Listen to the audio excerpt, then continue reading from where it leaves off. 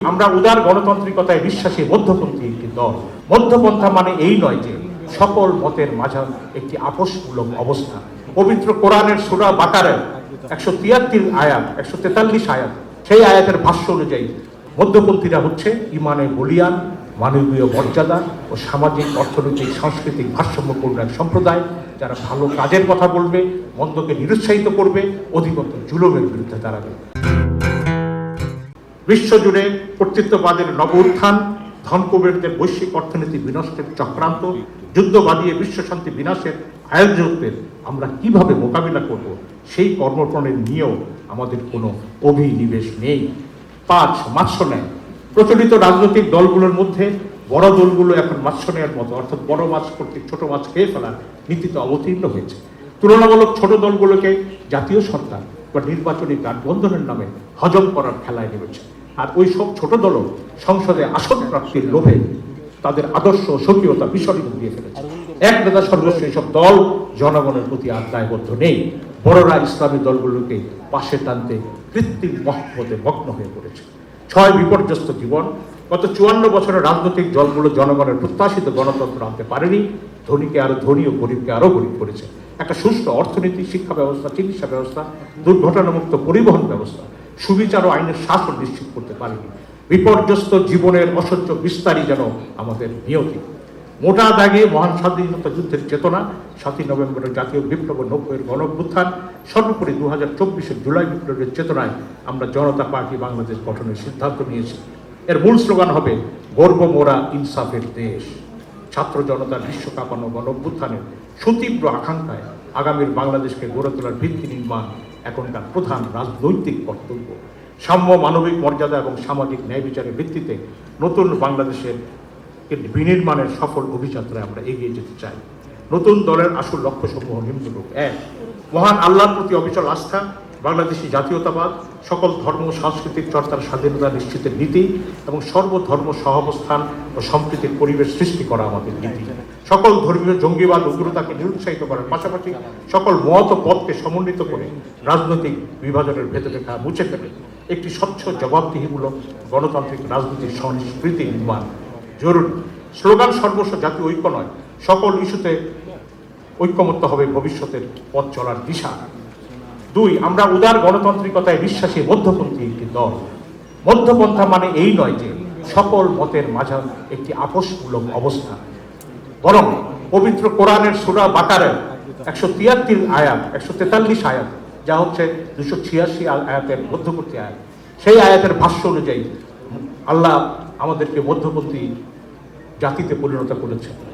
মধ্যপন্থীরা হচ্ছে ইমানে বলিয়ান, মানবীয় মর্যাদা ও সামাজিক, অর্থনৈতিক, সাংস্কৃতিক ভারসাম্যপূর্ণ এক সম্প্রদায়, যারা ভালো কাজের কথা বলবে, মন্দকে নিরুৎসাহিত করবে, অধিকতর জুলুমের বিরুদ্ধে দাঁড়াবে। ফ্যাসিস্ট রাষ্ট্র ব্যবস্থা উচ্ছেদে আমরা দৃঢ় সংকল্প।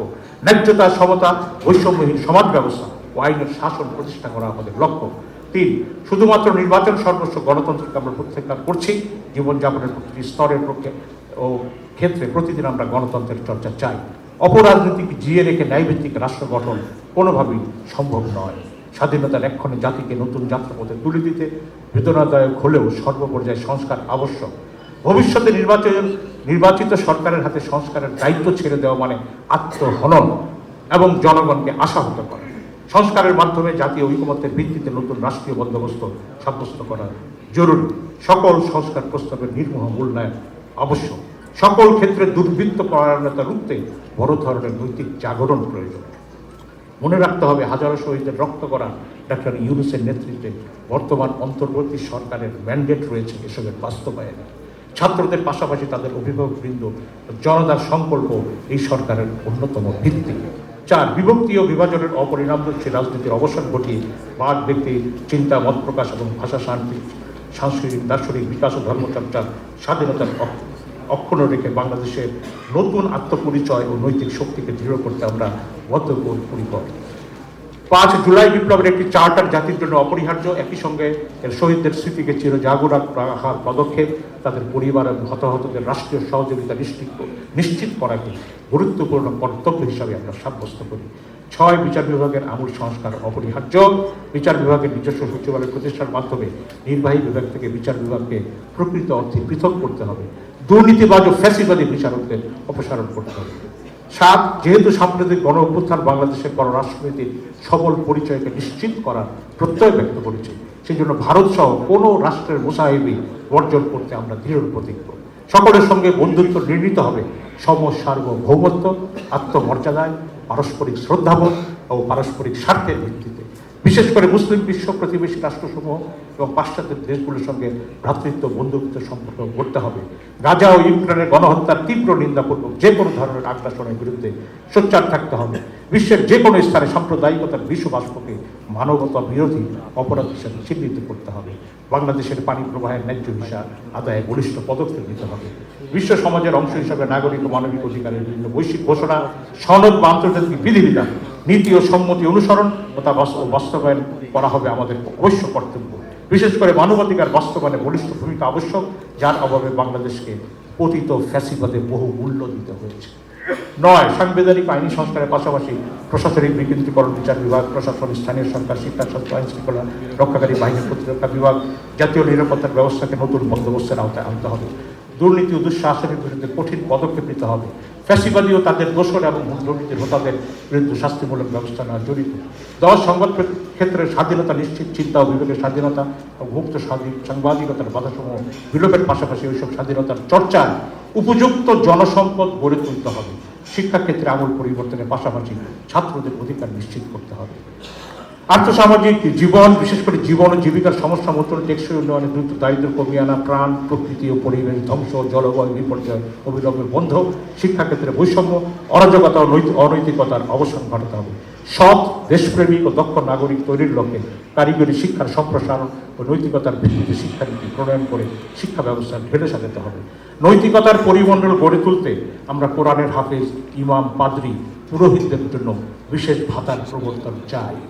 শিক্ষিত বেকারদের ভাতা প্রদান এখন সময়ের দাবি। 12, বাংলাদেশের কর্মচারীদের অধিকাংশ শ্রমিক তাদের ন্যায্য মজুরি ও ট্রেড ইউনিয়ন করার অধিকার নিশ্চিত করতে হবে। দেশের সকল শ্রমিক কর্মচারীর সার্বজনীন পেনশনের ব্যবস্থা করা প্রয়োজন। প্রবাসী শ্রমিকদের কর্মনিরাপত্তা ও মজুরি নিয়ে সরকারের বিশেষ পদক্ষেপ জরুরি। 13, নারীর ক্ষমতায়নের পাশাপাশি নারী পুরুষের মধ্যে ক্ষমতা ও সামাজিক অবস্থানের ভেদ ও অসম্পর্ক মোচন অত্যন্ত জরুরি। 14, বাংলাদেশের মানুষের মূল সমস্যা শুধু রাতের নির্বিঘ্ন ঘুম নয়, প্রতিদিন জীবনযাপনে অসহনীয় সমস্যার মুখোমুখি হয় তারা। রুজি রোজগারের সংকট, অসহনীয় মূল্যস্ফীতি, বেকারত্ব, সমস্যা সংকুল পথ চলা, সন্তানের ভবিষ্যৎ, দুর্ঘটনার হুমকি, দৈহিক ও সামাজিক নিরাপত্তা, সকল কিছুর সংকট তার নিত্য সাথী। সড়ক দুর্ঘটনায় এদেশের সবচেয়ে বড় মরণঘাতী ঘটনা হলেও রাজনৈতিক দলগুলো কোনো ব্যবস্থা নিচ্ছে না।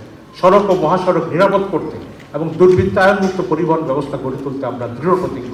এসব থেকে জনগণের মুক্তি দিতে আমাদের মন মানসিকতার পরিবর্তন ঘটাতে হবে। অসহায় যাত্রীদের সমস্যা দূর করার পাশাপাশি জবাবদিহিমূলক পরিবহন ব্যবস্থা, নিরাপদ সড়কের ব্যবস্থা এবং পরিবর্তন খাতকে দুর্বৃত্তায়নমুক্ত করা আমাদের জরুরি লক্ষ্য। জনগণের মতামত ও অংশগ্রহণমূলক উন্নয়ন প্রক্রিয়ার পাশাপাশি বেকার ও দরিদ্রের জন্য ভাতার ব্যবস্থা, প্রতিটি গ্রামের জন্য থোক বরাদ্দের ব্যবস্থা করা, মধ্য দিয়ে পানি, খাদ্য, স্বাস্থ্য, শিক্ষা, বাসস্থান ইত্যাদির নিশ্চয়তা বিধানের প্রতি আমরা একনিষ্ঠ মনোযোগ দিতে চাই। যে কোনো সিন্ডিকেট, ব্যবসায়ের মধ্যস্বত্বভোগীদের দুর্বৃত্ত করা রোধ করতে হবে। এই বিশাল যজ্ঞের নেতৃত্ব চাই আমরা তরুণ ও কিশোরীদের। জাতির অগ্রগতির এটাই সময়। 15, বিদেশি বিনিয়োগ ও দেশীয় পুঁজির বিনিয়োগকে উৎসাহিত করা, উন্নয়নের নামে দুর্নীতি অনিয়ম বন্ধ করা, ব্যাংক ঋণকে মধ্যম মেয়াদী ক্ষুদ্র শিল্প সহজীকরণ, প্রবাসে দক্ষ জনশক্তি প্রেরণের ব্যবস্থাকে সহজলভ্য করা, আন্তর্জাতিক ঋণের উপর নির্ভরশীলতা কমানো জরুরি হয়ে পড়েছে। বাংলাদেশের অবকাঠামোর যত উন্নয়ন হয়েছে সেসবের গুণগত রক্ষণাবেক্ষণে আমরা নিবিষ্ট মনোযোগ দিতে চাই। 16, আমরা বাংলাদেশের ব্যাপক শিল্পায়ন, পণ্য সেবায় বহুমুখীকরণে বিশ্বাসী, যাতে উৎপাদন ও প্রবৃদ্ধি, আন্তর্নির্ভরতার পথ ধরে মুক্ত অর্থনীতি, আন্তর্জাতিক বাণিজ্য, গ্লোবালাইজেশন এবং চতুর্থ শিল্প বিপ্লবের মাধ্যমে জনগণের অর্থনীতির মুক্তি আসে এবং ভারসাম্যপূর্ণ ও জ্ঞানভিত্তিক সমাজ প্রতিষ্ঠা পায়। বৈশ্বিক ভূরাজনৈতিক অশুভ চাপ ও হস্তক্ষেপ থেকে বাঁচার জন্য আমাদের প্রতিরক্ষা শিল্প ও জাতীয় প্রতিরক্ষামূলক প্রতিরোধ তৈরি এবং বহুমুখীকরণ জরুরি মনে করি। জাতীয় নিরাপত্তা সংরক্ষণ ও জনশক্তির কর্মদক্ষতা বৃদ্ধির লক্ষ্যে তরুণীদের প্রাথমিক সামরিক শিক্ষা বাধ্যতামূলক হওয়া প্রয়োজন। 17, রাষ্ট্রনীতি, শিক্ষানীতি, অর্থনীতি, সমাজনীতি, শিক্ষা ও সংস্কৃতি নিয়ে ও চর্চায় আমরা আত্মনির্ভরতা, সক্রিয় কৌশলগত অগ্রসরমুখিতায় বিশ্বাসী। আমরা চাই একটি নিয়মতান্ত্রিক, বহুকেন্দ্রিক, ন্যায়ভিত্তিক, ভয়হীন বিশ্ব ব্যবস্থা। এছাড়াও আন্তর্জাতিক প্রেক্ষাপটে আমরা ইতিবাচক ও বাংলাদেশের স্বার্থ উন্নয়নকারী সকল গ্রুপ, ফ্রেমওয়ার্ক, সংস্থাতে স্বাধীনভাবে অংশগ্রহণ করব, কিন্তু নেতিবাচক বিভেদ সৃষ্টিকারী বা কোনো জিও সাম গেমমূলক অ্যালায়েন্সে আমরা যোগ দিতে চাই না। আমরা স্বপ্নদর্শী, শুধু স্বপ্ন নয়, নতুন বাংলাদেশকে গড়ে তুলতে চাই অভূতপূর্ব কর্মচক্রে। এই জন্য তরুণেরা প্রস্তুত, শুধু চাই ইমানি অঙ্গীকার ও পরিকল্পনা। অন্যান্য দলের তুলনায় আমাদের পার্থক্য হবে নিখাদ দেশপ্রেম, চিন্তা, চেতনায় স্বচ্ছতা ও সাহসিকতা, দলের ভেতরে বাইরে গণতন্ত্রের অব্যাহত চর্চা, উচ্চারণে, কর্মে, জনসেবায় অভিন্ন লক্ষ্যাভিসারী হওয়া, জনগণকে রাষ্ট্রের মালিকানা ও নীতি নির্ধারণের অধিকার ফিরিয়ে দেওয়া, প্রবীণদের পরামর্শে, প্রবাসীদের সক্রিয় অংশগ্রহণে, তরুণদের সঙ্গে নিয়ে জ্ঞানে, বিজ্ঞানে ও উন্নয়নে আমরা জাতিকে তুলে দিতে চাই প্রত্যাশার নব সোপানে। সত্যিকার অর্থে দেখতে চাই ইনসাফ সমৃদ্ধ, দৃঢ় সার্বভৌমত্ব বলিয়ান নতুন শক্তি হিসাবে এক নিরাপদ বাংলাদেশ। আপনাদের সবাইকে ধন্যবাদ।